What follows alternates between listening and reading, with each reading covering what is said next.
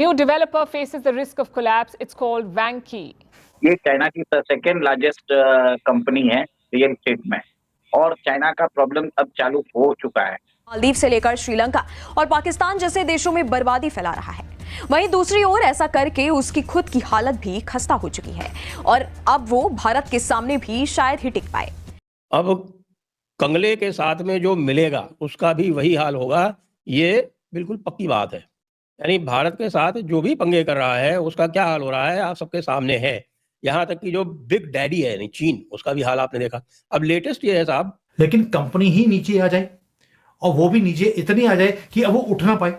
अभी आपने एवरग्रैंड का कंट्री गार्डन का नाम सुना होगा। उसके बाद अभी एक वांका कंपनी है बहुत ही बड़ी, और ये सारी गवर्नमेंट की ओन्ड कंपनीज हैं, वो भी नीचे आ गई है। इसीलिए सोचिए अमेरिका ने जो चिप्स बंद की है चाइना के लिए आर्टिफिशियल इंटेलिजेंस की, मैंने आपको बोला ऑलरेडी जो चाइनीज जो आर्टिफिशियल इंटेलिजेंस वगैरह है या फेशियल रिकॉग्निशन है, चाइना में 5 साल पीछे चला गया। ट्रम्प के जाने तहत ये 10 से 15 साल पीछे चला जाएगा, तो चाइना इस गेम से बाहर निकल जाएगा। Player in the real estate sector in China, and it's been sinking, unable to pay its debt.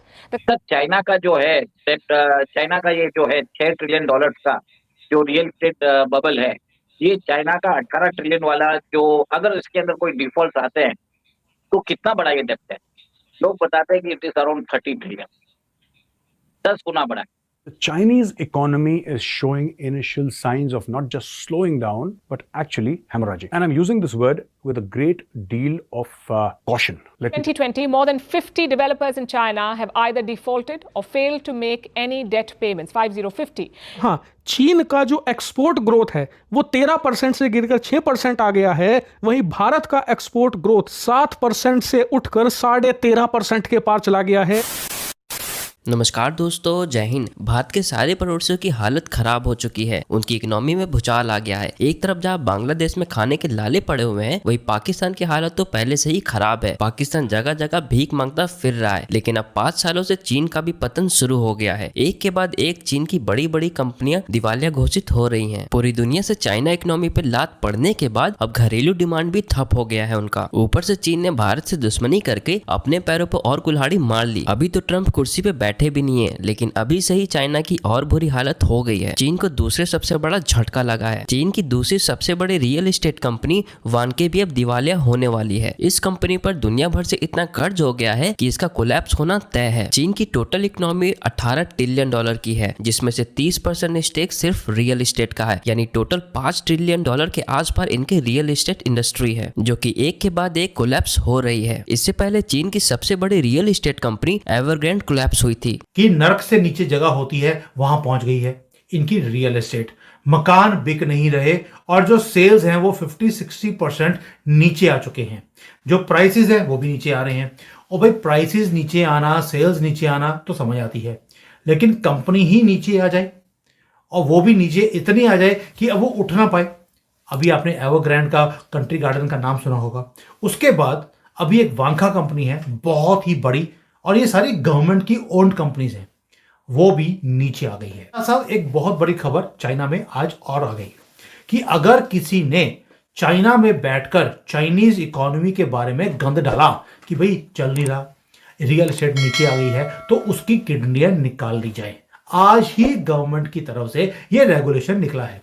अगर सिंपल क्वेश्चन है, अगर सब कुछ ठीक है तो इतना डर क्यों? कि अगर इंफॉर्मेशन बाहर चली गई कि चाइना की इकोनॉमी ठीक नहीं है, रियल एस्टेट की मार्केट डाउन आ रही है, तो किडनी निकालने की इनको जरूरत क्या पड़ गई? जी, अभी एक न्यूज आई थी जो मैंने देखा था कि वांके ग्रुप जो चाइना की सेकेंड लार्जेस्ट प्रॉपर्टी डेवलपर और कंस्ट्रक्शन फर्म है, उसका डेप्ट है अराउंड $200 बिलियन। और जैसे अगर बैंक्रप्सी से पहले जो सिग्नल्स आते हैं कि कोई कंपनी अपने क्रेडिटर्स को दे नहीं पाती है अपना पैसा, इंटरेस्ट सर्विस नहीं कर पाती, अपने वेंडर्स को पैसा नहीं दे पाती, उसके जो सेल्स डाउन हो रहे हैं और उसके प्रॉफिट डाउन हो रहे हैं, और वो अपना घर 50% 40% कम दाम पे बेच रहे हैं। और यहाँ तक भी अगर देखा जाए कि कूपन बॉन्ड्स जो उनके इंटरनेशनल मार्केट्स में है, उसके भी दाम गिर रहे हैं।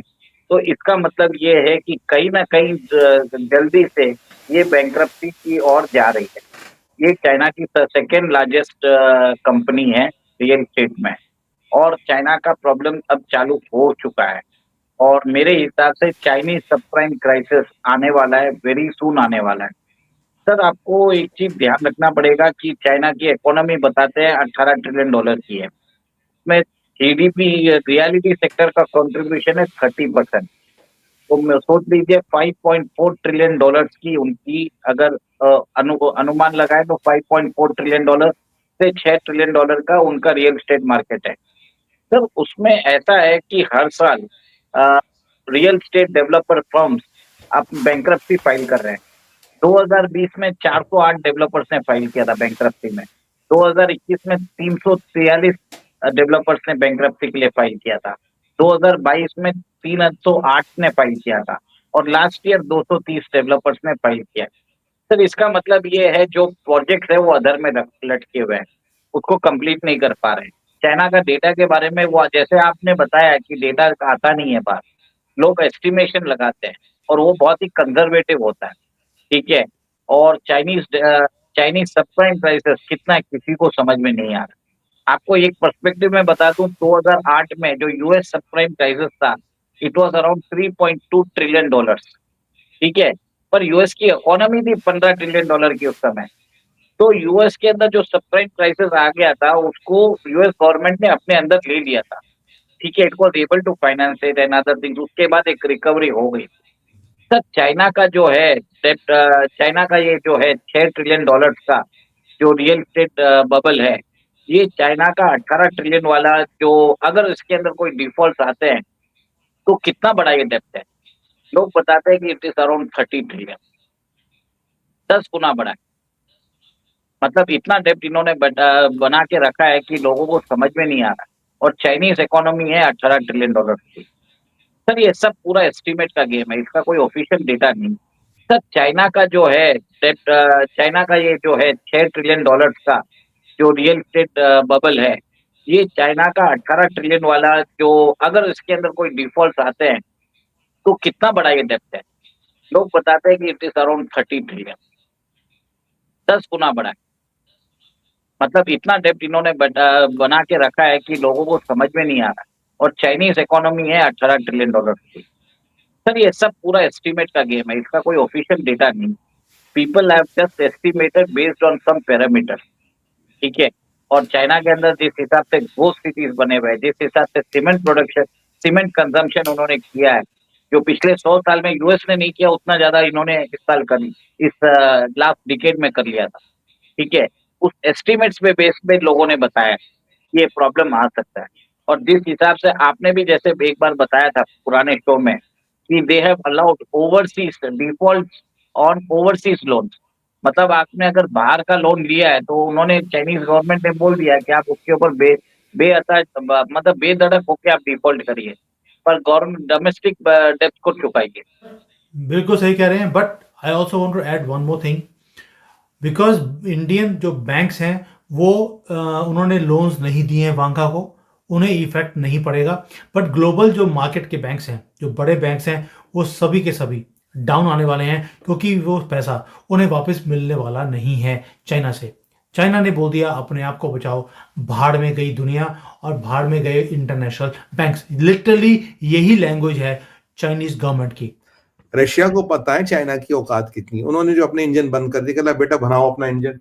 और अब दिक्कत क्या है, पहले एक टाइम में जो दिक्कत रशिया की ये भी है, पहले तो मैं तुम्हें सामान दूं, फिर तू उसको रिवर्स इंजीनियर करेगा, रिवर्स इंजीनियर करके एक वेरिएंट बनाएगा जो मेरे से सस्ता बनाएगा और मेरे मार्केट जाने लगेगा।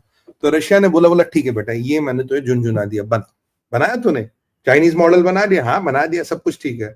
अब जो इसका इंजन है, इंजन मैंने बंद कर दिया, चल लगा इसमें इंजन। अरे भाई ये वही वाली बात है, गाड़ी आपकी तो आपने लोहा तो बना दिया पर इंजन नहीं है उसमें। अब सोचिए अगर आपको हर महीने इंजन बदलना पड़ेगा time of war, what the hell can you do with that?